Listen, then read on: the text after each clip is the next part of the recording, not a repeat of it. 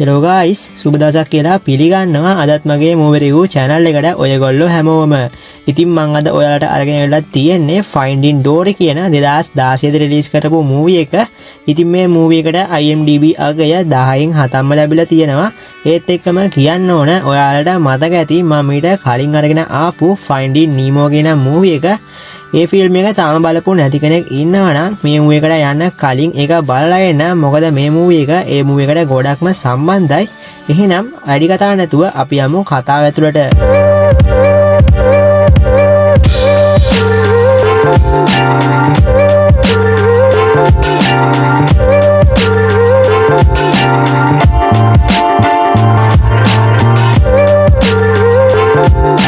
මේ ෆිල්ම් එක පටන් ගන්නදිම අපිට පෙන්නන්නේ ඩෝරිගේ ළමා කාලය. මේ වෙද්දී ඩෝරි ඉන්නේ එයාගේ අම්මයි තාත්තයි එක්ක. මේ දෙන්නා මේ වෙලාවේදී ඩෝරිට කියන්නේ යටි දියවල තියෙන පැත්තට යන්න එපා. ඒක ගොඩක් භයානකයි කියලා. යටි දියවල කියන්නේ පොඩි මාළුන්ට යන්න හොඳ නැති තැනක්. මේකට ඔරොත්තු දෙන්නේ ප්‍රමාණයෙන් විශාල මාළු. පොඩි මාළුවෙක් මෙතනට බැරි වෙලාවත් ගියොත් ඊටනට ඔරොත්තු දෙන්න බැරුව ගහගෙන යන්න පුළුවන්. කොහොම නමුත් මෙයාලට ගොඩක් බයයි. මොකද ඩෝරි පෙරෙනවා කෙටි කාලීන අමතක වීමේ රෝගයකින්. මේක නිසා මෙයාලා ඩෝරිට කවියක් කියලා දෙනවා. මේකින් හරි මෙයාට මේක මතක තියෙයි කියලා. මේත් එක්කම කතාව දවස් කිහිපයක් අනාගතයට අරන් යනවා. මේ වෙද්දී ඩෝරිට එයාගේ අම්මයි තාත්තයි මග හැරිලා මේ වෙලාවේදී මෙයා මෙතන ඉන්න මාළුන්ට කතා කරලා උදව් ඉල්ලනවා. මේක එක මාළු ජෝඩකට ඇහිලා මේ දෙන්නා ඩෝරිට උදව් කරන්න එනවා. හැබැයි මේ වෙද්දී මෙයාට හැමදේම අමතක වෙලා මේක නිසා මේ දෙන්නා පැත්තකට ගිහින් මොකද කරන්න කියලා සාකච්ඡා කරලා අනිත් පැත්ත බලද්දී ඩෝරි එතන නැහැ. මෙයා මේ විදියට තව මාළු ළඟට ගිහින් උදව් ඉල්ලුවත් කිසිම මාළුවෙක් මෙයාට උදව් කරන්න කැමති වෙන්නේ නැහැ. මොකද මෙයාට මුකුත් මතක නැති නිසා. මේ වෙලාවේදී මෙයාට මතක් වෙනවා මෙයාගේ අම්මා කිව්වා කියලා අපිව මග හැරුණොත් දිගටම පීනන්න කියලා.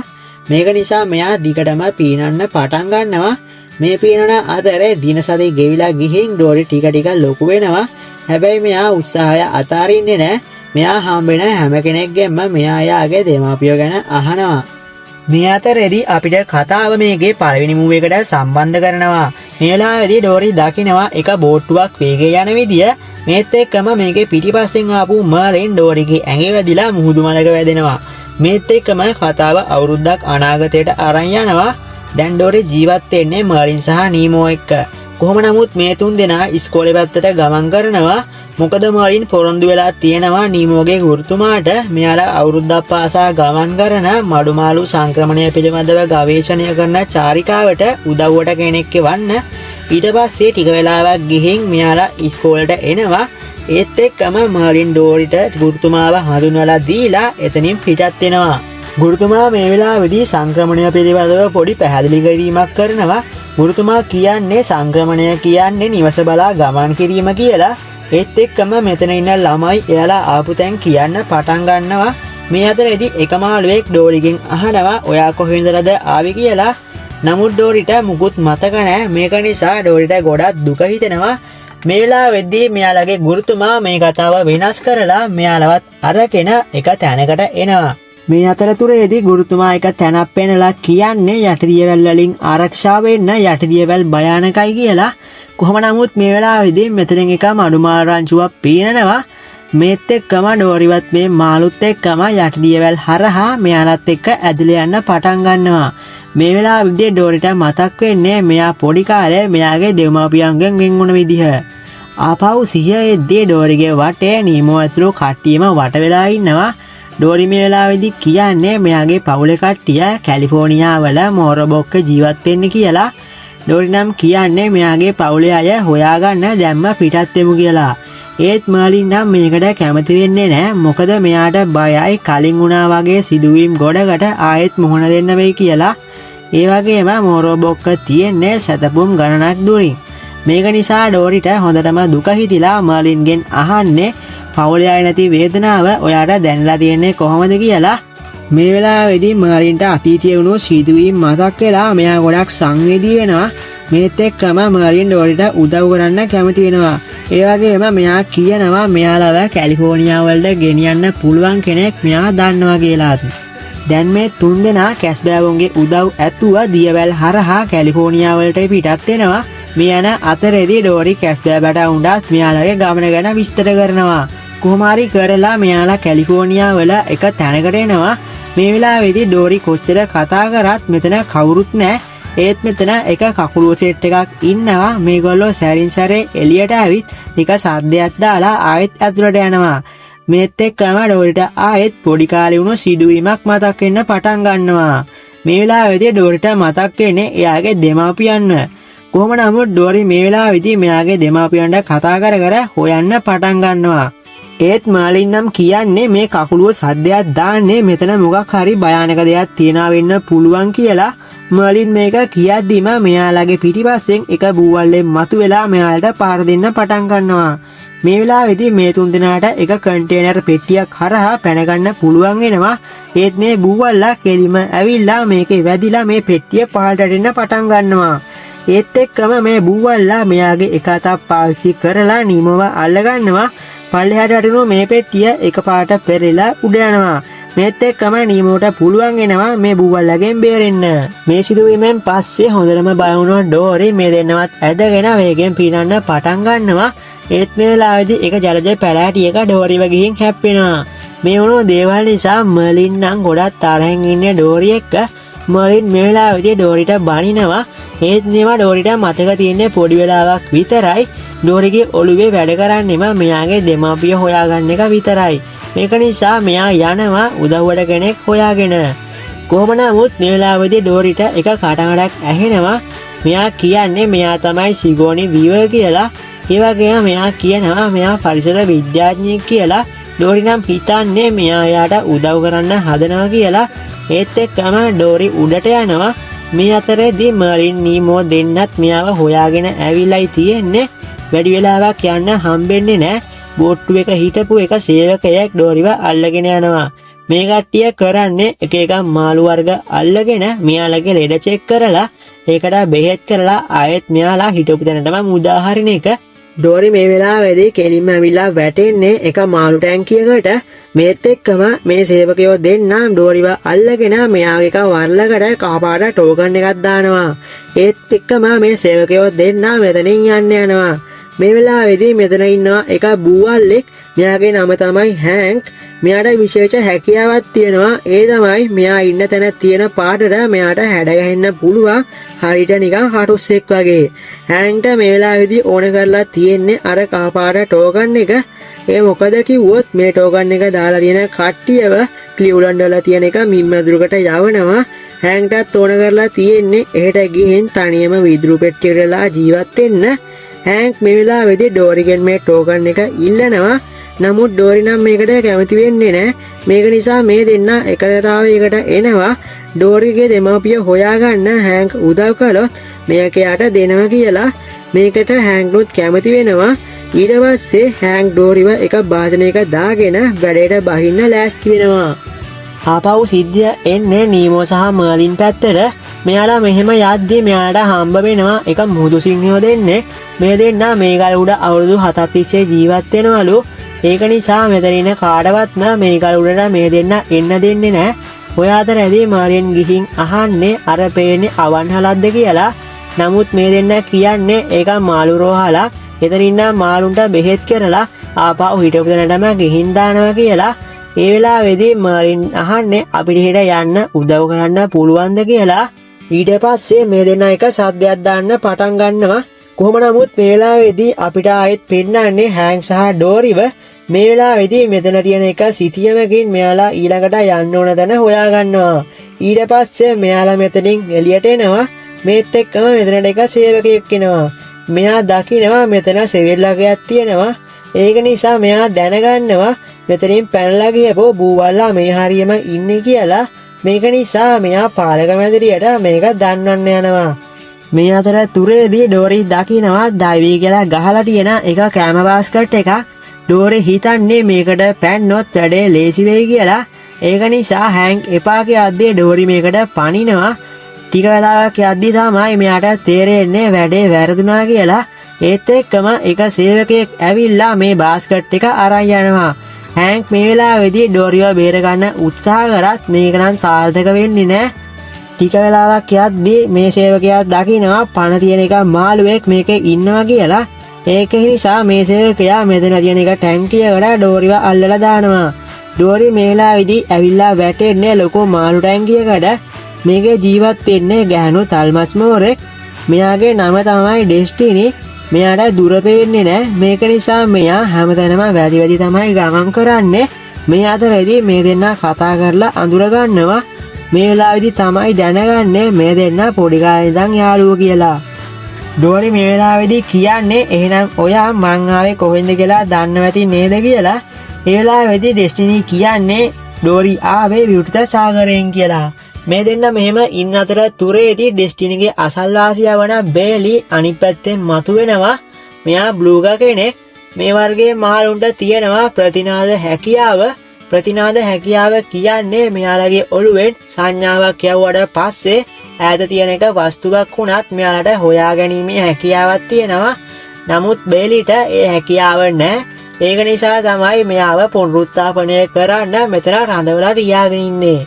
කොහොම නමුත් මේත් එක්කම මෙතනට හෑන්ක් එනවා. හෑන්ක් නම් හිතන්නේ ඩෝරියාගේ පොරොන්දුව කැඩුවා කියලා. හෑන්ක් මේ වෙලාවේදී අර ටෝකන් එක ඉල්ලනවා. නමුත් ඩෝරි කියන්නේ තාම යාගේ දෙමාපියෝ හොයාගත්තේ නැහැ. හොයාගන්න උදව් කරන්න කියලා. මේ එක්කම ඩෙස්ටිනි කියන්නේ විවෘත සාගරයට යන්න ඕන නම් මේ පයිප් එක හරහා වමට හැරලා දකුණට හැරලා යන්න කියලා.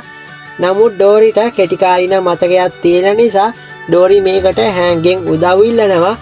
නමුත් හෑන්ක් කැමති වෙන්නේ නැහැ ආපහු විවෘත සාගරයට යන්න.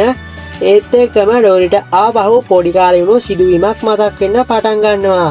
මෙයාගේ තාත්තා මෙයාට කියන්නේ හැම දෙයකටම වෙන විදියක් තියෙනවා කියලා. ඩෝරි මේ වෙලාවේදී මේ කට්ටියත් එකතු කරගෙන විවෘත සාගරයට යන්න ප්ලෑන් එකක් ගහනවා. ඔය අතරේදී අපිට පෙන්නනවා ආයෙත් මර්ලින් සහ නීමෝව මේ මුදු සිංහයෝ දෙන්න හදා කරලා ගෙනලා තියෙන්නේ එක කුරුල්ලෙක්. මෙයාගේ නම තමයි බෙකි. නමුත් මේකට මර්ලින් නම් කැමති වෙන්නේ නැහැ. මොකද මර්ලින් නම් හිතන්නේ උඩුවන භයානකයි කියලා. ඒත් මේ දෙන්න කියන්නේ නිරෝධායන මධ්‍යස්ථානයට යන්න තියෙන එකම විදිය මේක කියලා. මේක නිසා මර්ලින් අකමැත්තෙන් වුණත් මේකට යන්න කැමති වෙනවා. ඊට පස්සේ මේ දෙන්නව එක බකට් එකකට දාලා මෙතනින් පිටත් කරනවා. ආයෙත් අපිට පෙන්නන්නේ ඩෝරි සහයාගේ යාළුවන්ව. දැන් මේ වෙලාවේදී ඩෙස්ටිනි සහ බේලි කරන්න හදන්නේ මිනිස්සුන්ගේ අවධානය මෙයාලගේ පැත්තට අරගෙන හෑන්ක් සහ ඩෝරිට මෙතනින් පැන ගන්න සලස්වන එක. මේත් එක්කම ටික වෙලාවක් ඉඳලා මෙයාලා සැලසුම දියත් කරනවා. මෙතන ඉන්න හැමෝගෙම අවධානය මේ දෙන්න ලබා ගන්න අතරේ හෑන්ක් සහ ඩෝරි බබාහරත් එක නැගලා මෙතනින් යන්න පටන් ගන්නවා. අනිත් පැත්තෙන් අපිට උඩින් යන නීමෝ සහ මර්ලින්ව පෙන්නනවා. බෙකි මේ වෙලාවේදී දකිනවා බිම් වැටලා තියෙන පොප්කෝර්න් වගේක්. මේක දැකපු ගමන් මෙයා පහළට ඇවිල්ලා බාස්කට් එක අත්තක රඳවලා මේවා කන්න පටන් ගන්නවා. බකට් එකේ ඉන්න මර්ලින් නම් මේ වෙලාවේදී කුරුල්ලා අපිව අමතක කරා කියලා ටික ටික පහළ එන්න පටන් ගන්නවා. කොහොම නමුත් මේ වෙලාවේදී මේ අත්ත කෙලින් වෙලා මේ දෙන්නා කෙලින්ම ගිහින් වැටෙන්නේ සෙල්ලම් මාළු ටැංකියකට. මේ අතරේදී බබාහරත්තෙන් යන ඩෝරි සහ හෑන්ක්ව පෙන්නනවා. මේ දෙන්න දැන් ගොඩක් කිට්ටු කරලා ඉන්නේ විවෘත සාගරයට. කොහොම නමුත් මේ වෙලාවේදී මෙතනින් ගියපු කෙනෙක්ට හෑන්ක් එක අඬුවක් පෑගෙනවා. මෙතනම බය වුණු හෑන්ක් කරත්තෙත් අරගෙන මෙතනින් පැන ගන්නවා. ඒත් එක්කම මෙයාලගේ කරත්තේ මෙයාලගේ පාලනයෙන් ගිලිහිලා ඒක එන්නේ කිඩ් සෝන් එකට. ඒත් එක්කම මේ දෙන්න එක ටැංකියකට වැටෙනවා. මේ දෙන්න මෙහෙම ඇවිල්ලා වැටලා තියෙන්නේ ස්පර්ශ තටාකයට. මේකේ වටේ ළමයි පිරලා ඉන්නවා. මේ ළමයි මේකේ ඉන්න මාළු අල්ලගෙන සෙල්ලම් ගන්න පටන් ගන්නවා. ඩෝරි මේ වෙලාවේදී හෑන්ක්ව හොයන ගමනෝ ඉන්නේ. ඒත් එක්කම මෙයාට මුහුදු මලක් ගාව හැංගිලා ඉන්න හෑන්ක්ව හම්බෙනවා. ඩෝරි හෑන්ක්ගෙන් අහන්නේ දැන් සැලැස්ම මොකද්ද කියලා.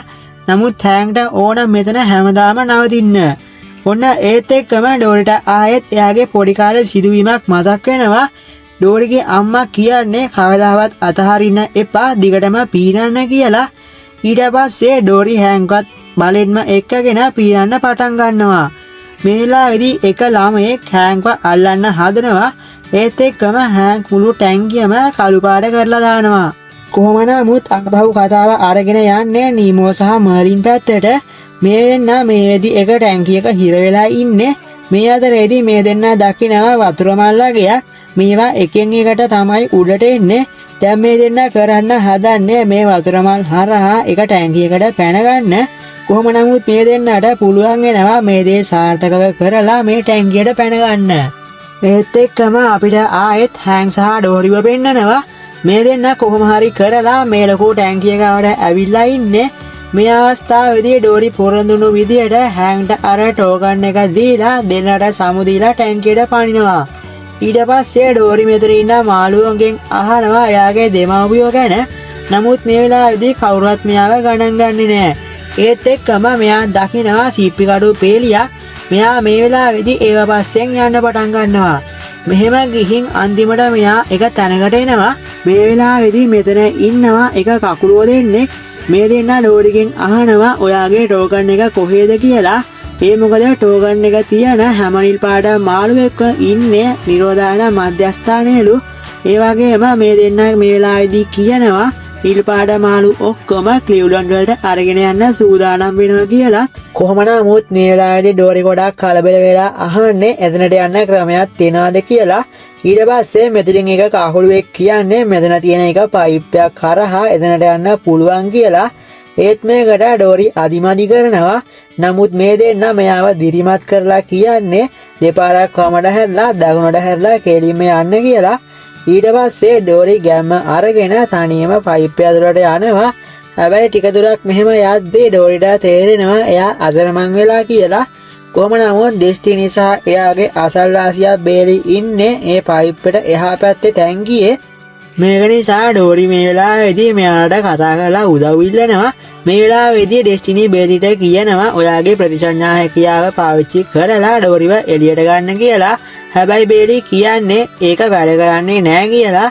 ඒත් මෙයාගේ බල කිරීමට මෙයා මේක උත්සාහ කරනවා. ඔන්න මේ වෙලාවේදී මේක වැඩ කරන්න පටන් ගන්නවා. හැමෝටම ගොඩක් සතුටුයි. බේලි මේ විදියට පාර කියන අතරතුරේ මෙයාට නීමෝ සහ මර්ල්නොත් මුණ ගැහෙනවා. අනිත් පැත්තෙන් ආයෙත් නිරෝධායන මධ්‍යස්ථානයේ වෙන සිද්ධිය පෙන්නනවා. මේ කට්ටිය මේ වෙලාවේදී ක්ලිව්ලන්ඩ් වලට යන්න සූදානම් වෙන ගමනුයි ඉන්නේ. මේ අතරේදී අර තුන් දෙනා සයිප්පේ හරහා ඇවිල්ලා වැටෙන්නේ එක මාළු ටැංකියකට. මේත් එක්කම ඩෝරි දකිනවා මෙතන තියෙන එක මාළු ටැංකියක නිල් පාට මාළු වගේක් ඉන්නවා. මේත් එක්කම මේ කට්ටිය මේ ටැංකි හරහා එදිනට යන්න පටන් ගන්නවා. නමුත් මේ වෙලාවේදී මෙයාලා ඇවිල්ලා වැටෙන්න එක බාස්කට් එකකට. කොහොම නමුත් මේ වෙලාවේදී හෑන්ක් ඇවිල්ලා මෙයාලව නිල් පාට මාළු ටැංකියට දානවා. ඒත් මේ වෙලාවේදී ඩෝරිගේ අම්මයි තාත්තයි මෙතනත් නැහැ. ඔය අතරේදී මෙතන ඉන්න එක මාළුවෙක් ඇවිල්ලා කියන්නේ ඔයා නැති වුණාම ඔයාගේ අම්මයි තාත්තයි ඔයාව හොයාගෙන මෙහෙට ආවා. හැබැයි ආයි කවදාවත් එයාලව දකින්න පුළුවන් උනේ නෑ කියලා. මේත් එක්කම මෙතනට ආව එක සේවකයෙක් මේ ටැංකිය අරගෙන යන්න හදනවා. හෑන්ක් උත්සාහ කරනවා මේ කට්ටියව බේර ගන්න. නමුත් හෑන්ක්ටත් පුළුවන් වෙන්නේ මෙතනින් බේර ගන්න ඩෝරිව විතරයි. හැබැයි මේ වෙලාවේදී තව එක සේවකයෙක් ඇවිල්ලා හෑන්ක්වත් අල්ල ගන්නවා. ඒ වෙලාවේදී මෙයාගේ අතේ තිබුණු වීදුරුව බිඳිලා ඩෝරිවත් මෙතන තියෙන එක කාණුවකට ඇදිලා යනවා. ඊට පස්සේ ඩෝරි මේක වටේ පීනද්දී මෙයා දකිනවා එක සිප්පි කඩු වගේක් එකතු කරලා හදපු පාරවල් කිහිපයක්. මේක නිසා මෙයා ඒව පස්සේ ගමන් කරනවා. ඔය අතරේදී මෙයාට යාගේ දෙමාපියන්වත් මුණ ගැහිලා මේ දෙන්න ඩෝරිව බදාගෙන සතුටු වෙනවා. මේ තුන් දෙනා මෙහෙම ඉන්න අතරේදී ඩෝරිට මතක් වෙනවා මර්ලින් සහ නීමෝව දැන් මේ දෙන්න ඉන්නේ ට්‍රක් එකේ ක්ලිව්ලන්ඩ් වලට යන්න. මේත් එක්කම හෑන්කුත් එක වීදුරු පෙට්ටියක ඉන්නවා. මර්ලින් දකිනවා. මර්ලින් ඩෝරි ගැන ඇහුවත් හෑන්ක් නම් කියන්නේ එයාට ඩෝරිව මගහැරුණා කියලා. කොහොම නමුත් අපිට ආයෙත් පෙන්නන්නේ ඩෝරිව. ඩෝරි මේ වෙලාවේදී එයාගේ යාළුවෙකුගෙන් උදව් ඉල්ලනවා. නමුත් ඩෙස්ටිනි හිතන්නේ මුහුදෙත් මෙයාගේ ටැංකිය වගේ විත්ති ඇති කියලා. මේක නිසා මෙයා ටිකක් අදිමදි කරනවා.